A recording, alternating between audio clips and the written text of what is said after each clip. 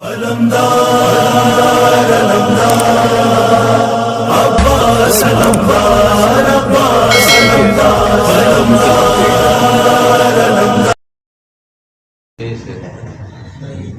بڑا اچھا حساب کرنے والا ہے، کتنا مضبوط میتھمیٹکس ہے اس کا. یہ چلتا نہیں ہے. قرآن کو ان سے سمجھو جن پر نازل ہوا تو پھر صحیح طریقے سے. امام نے پکڑ کر ان سے کہا کہ کیسا انسان ہو کہ کبھی اچکا، کبھی چور بند اور کبھی غریب کی مدد کرنے والے. بڑے فخر سے کہا تم نے قرآن نہیں پڑھے. قرآن میں خدا نے کہا ہے من جاء بالحسنۃ فلہ عشر امثالھا، جو ایک نیکی کرے اس کے بدلے 10 گنا دیا جاتا ہے. دیکھو میں نے فائدہ کہا. امام علیہ السلام نے کہا تف ہو تم پر، جیسے ہم لوگ کہتے ہیں نا لعنت ہو، تف ہو تم پر کہ تم نے قرآن کو اس طرح سمجھا. کسی کی چیز ہاتھ لگانا جائز نہیں ہے، چاہے جائے کہ چوری کر کے لے جا کے کسی کو دے کر آپ ثواب کمانے کی کوشش کرو. بہن ہی یہی مسئلہ ایک زمانے تک باقاعدہ عام رہا. کچھ تھے نا مجاہدین جو اسلام کے نام پہ جہاد کے لیے آگے بڑھے تھے، پھر دوبارہ سر اٹھا رہے. خدا کرے ان دشمنوں کو خدا برباد کرے، غارت کرے. کہتے ہیں چرس بیچ کر جہاد کے لیے پیسے کماؤ، بینک لوٹ کر جہاد کے لیے پیسے آپ حاصل کرو، کسی کا گھر لوٹ کر، کسی کا جیب کاٹ کر نکال کر جہاد کرو. جہاد کی صورت میں سب گناہ معاف ہو جائیں گے. یا اس سے بھی بدتر ایک بہت بڑے مفتی نے فتویٰ دیا کہ ہمارا شوہر، کسی نے سوال کیا، عورت نے سوال کیا، ہمارا شوہر مثلا جاتا ہے جہاد کے لیے لیکن کیا میں نفسانی خواہشات کو غلط طریقے سے پورا کر سکتا ہوں؟ کہا تبلیغ کا کام اتنا ہے کہ آپ کے لیے جائز ہے. وَعَلَى الْإِسْلَامِ السَّلَامُ، اسلام کا خدا کی حافظ ہے. یہ درست نہیں.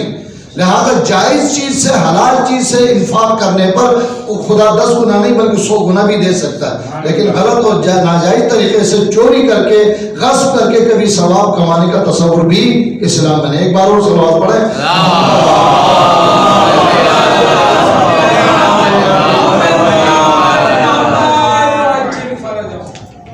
آپ نے بات کی روزے ہم پر بھی کچھ ہیں، کیا ادا کرنے کا کوئی طریقہ ہے؟ بس اب میں اصل گفتگو کی طرف آپ کی توجہات مطلوب کر رہا ہوں. یہ موسم بھی بہت بہترین ہے، نہ بہت زیادہ گرمی، اگر ڈبل سیکشن میں ہم بھی سوار ہیں، لیکن بہت زیادہ سردی بھی نہیں. گلگت بلتستان کی برف باری تو نہیں ہے نا، نہ بہت لمبی رات، نہ لمبے دن ہیں کہ آپ پریشان ہو. مناسب گھنٹوں میں روزہ ہے. اگر کسی پر روزے قضا ہے، رجب اور رمضان کی شعبان کی آمد ہے، بہترین موقع ہے. رجب و شعبان کے روزوں کے رمضان کے بعد بڑی فضیلت ہے، بڑی برکات ہے اس میں. روزے رکھ کر، فریضہ روزے رکھ کر مستحب روزوں کا ثواب بھی حاصل کر دو. درود پڑھے محمد.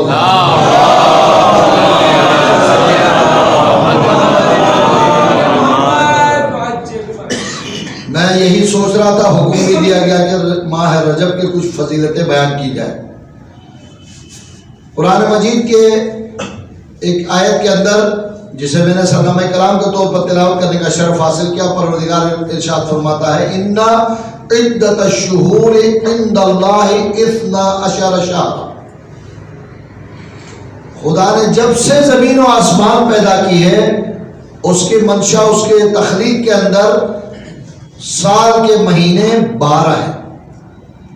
عدت الشہور، مہینوں کی تعداد 12.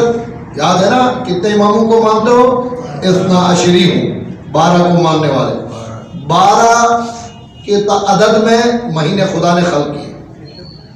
یہ ایسا بنیادی مسئلہ ہے، شمسی ہو، قمری ہو، عربی ہو، فارسی ہو، کسی ہر زبان میں کچھ مہینوں کے نام معین ہیں.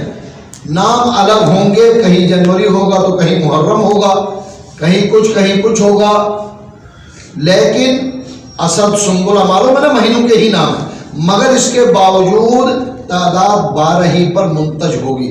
12 کے علاوہ سال کے مہینے دوسرے نہیں ہو سکتے.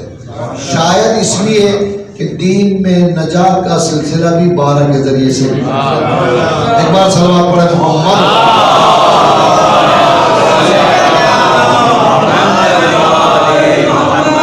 یہ صرف محظوظ کرنے کے لیے جذباتی کو جملہ نہیں ہے. انبیاء معصرف کے جتنے بھی نائبین رہے، حواریین، نام سنا ہے نا، جناب عیسیٰ کے حواریین 12 تھے، جناب موسیٰ کے نائبین 12 تھے، اسی طرح سے ہمارے نبی صلی اللہ علیہ وآلہ وسلم کی نبوت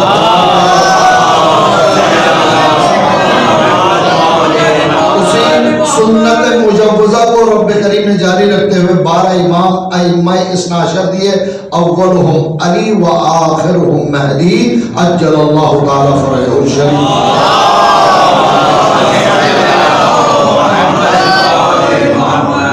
ٹھیک ہے، 12 مہینے اللہ نے پیدا کیے، سب مہینے اللہ کے، سب محترم، سب مکرم، سب بافضیلت، لیکن وہی رب کریم پھر ایک مقام پر ارشاد فرماتا ہے منہم اربعۃ حرم، ان 12 میں سے 4 کو میں نے محترم اور حرمت والے مہینے قرار دیا۔ سنی ہوئی بات ہے نا، 4 محترم مہینے۔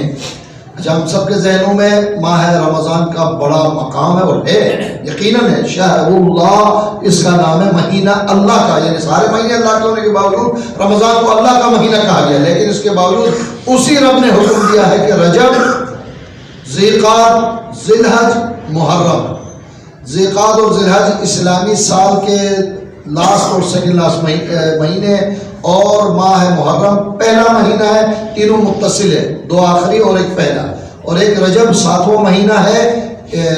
ابھی قریب آج 27 کا دن گزر گیا، کل 28 ہے، پرسوں 29 سے چاند نظر آ گیا، تو 2 دن بعد نہیں نظر آیا، تو منگل کو یقیناً رجب ہے۔ ماہ رجب ان 4 مہینوں میں سب سے پہلا اور محترم اور مکرم مہینہ ہے۔ آپ حضرات استاد محترم کی باتیں سننے والے اور تقریریں سننے والے کثیر افراد نورانی چہرے نظر آ رہے ہیں۔ اکثر یہ جملہ آپ ارشاد فرمایا کرتے تھے، شیخ عباس قمی نے مفاتیح الجنان میں روایت کے ذریعے یہ بات نقل کی ہے، تمام مہینوں میں عبادتوں کا ثواب خدا بے شک بڑھا کر دیتا ہے، لیکن رجب وہ مہینہ ہے جس میں پروردگار عبادت کرنے والوں کو ثواب انڈیل کر دیتا ہے۔